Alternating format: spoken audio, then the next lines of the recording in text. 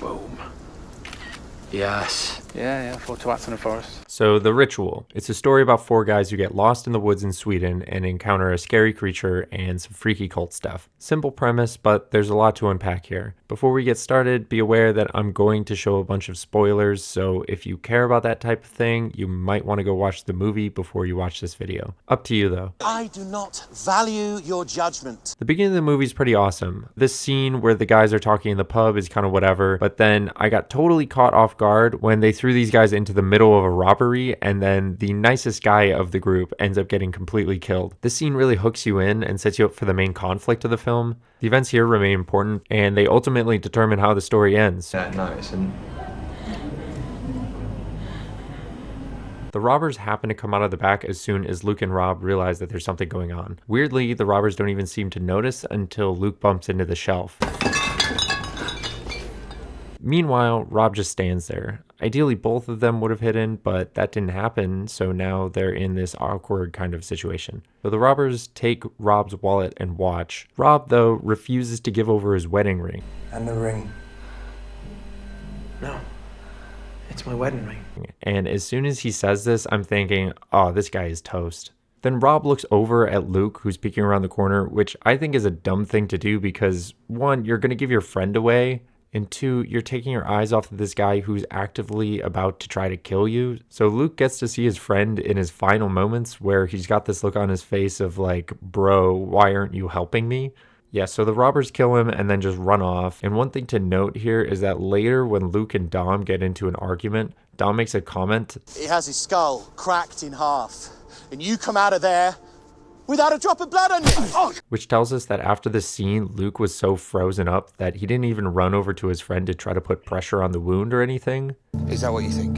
That it was my fault? That I should have stood up? I don't know. The aftermath of Rob's death kind of uncovers the true nature of their relationships, and it's kind of toxic. Should never have happened.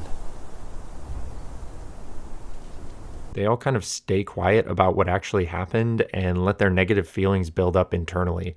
So we're going to talk about it then or not? Instead, they just make jokes and razz each other like nothing happened. We should have gone to Vegas. Oh, you'd have found something to fall over in Vegas too, mate. Yeah, massive pile of tits. So in order to honor Rob's memory, they go on this hiking trip that he had proposed. And for the rest of the movie, Luke is just dripping with guilt. I mean, look at all this grief.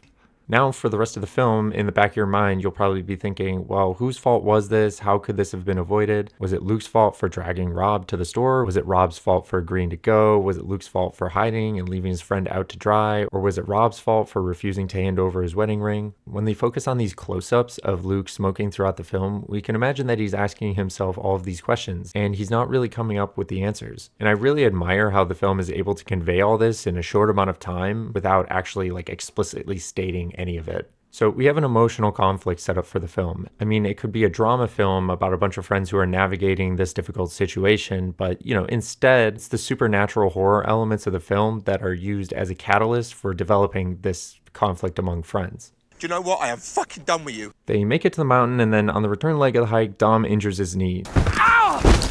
Now, I found Dom to be pretty annoying. He's constantly complaining and raising objections to everything, and he's just very bullheaded. I'm sick of this off-road bollocks, okay? So after Dom injures his knee, they decide to take a shortcut that goes off the trail. They seem to think that it would be easier for Dom, but off-trail hiking through a forest definitely seems like it would be more difficult for an injured person than taking an established route through open terrain. So the guys encounter increasingly unsettling stuff as they go through the forest, and it becomes clear that something is following them. And later we learn that it's a Norse demigod, specifically a bastard of Loki, who's the god of mischief, which you probably know because he has his own show. Also, because this thing has antlers, I guess they're implying that Loki f***ed a deer. Anyways, the creature is based on a Jotun, which is a type of supernatural being found in Germanic and Norse mythology. Looking back at the events of the film and knowing the creature's origins allows us to develop an interpretation for the actions that we see in the rest of the film. I want to pause real quick and say that if you're enjoying this video and you want to see more like it, then please subscribe to my channel. You'll be able to see my new videos as soon as I post them, and it also allows me to better cater my content to what you want to see. Anyway, so what is this creature? What is it capable of? What does it want? Well, despite the creature being the main scary thing of the film, it's actually not very strong. At the end of the film, we see that it doesn't chase Luke out of the forest, assuming that it didn't just let him go out of the kindness of its heart. It's fair to say that this thing is either bound to the forest or it possesses no power outside the forest. What powers does it have while inside the forest? Well, it's strong enough to kill people and hang their bodies on trees, but this makes sense given its size. In other words, it doesn't seem to have any supernatural strength, just regular big animal strength. Something we see during the cabin sequence though is that the creature can give people visions and nightmares. It messes with your reality, which makes sense because its dad is Loki, and that's how it influenced Phil to take his clothes off and start praying to the effigy in the house, and how it got Hutch to piss his pants. We only get Luke's perspective during this sequence, and we see that the monster gives him visions of being back in the liquor store from the beginning of the film. Fortunately, one of the cultists give us a pretty good idea of what's going on here. We worship it. It keeps us here. Let us live beyond natural life. No more pain. No more death. Why me? Your pain is great. So the creature seeks people who have great emotional pain. Like most divine entities, I would also imagine that it enjoys having followers. All these cultists who worship the creature make it feel important, and it likes that. But not just anyone will bend the knee to worship this thing, only people who are vulnerable can be converted into its worshippers. And that's why it marks Luke, who is currently the most emotionally vulnerable of the group. So the visions, the nightmares, the stalking, the killing off of Luke's friends are all strategic moves made with the intent to destroy Luke's hope of returning to a normal life. This actually ends up kind of backfiring at the end of the film because rather than giving in, Luke actually gets all fired up and decides to fight back. And his decision to fight back is actually really influenced by his final conversations with Dom before Dom gets sacrificed to the creature. You want to get out of here?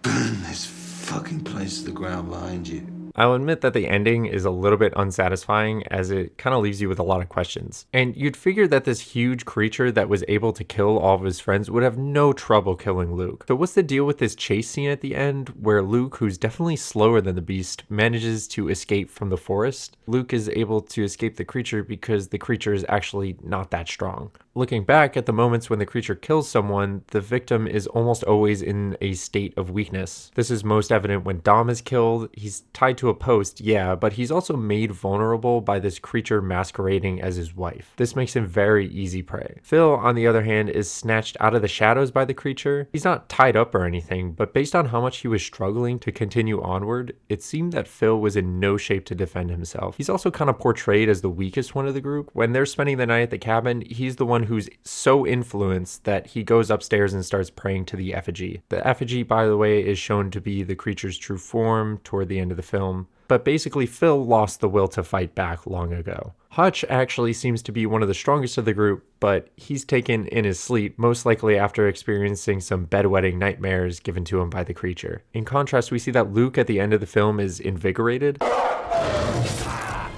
He needs to get out of this forest and he needs to do it for his friends. He couldn't fight back at the beginning of the film and he regretted it. So here he decides to fight back. And the creature simply can't fight him in this state. It needs him to be subdued, and it tries the old put Luke back in the liquor store where he saw his friend die trick. But it doesn't work, and it turns out all you need is a strong will in order to beat this thing. So while it might not make for an ending that feels great to watch, there is kind of something satisfying knowing that Luke has found the will to carry on. This is most evident at the end when Luke escapes the forest and does his battle cry.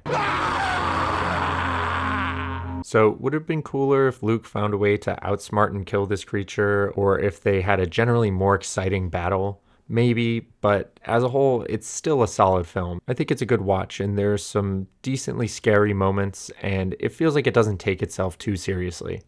Strange place to park, isn't it? Got a hand job in one of those once at a festival.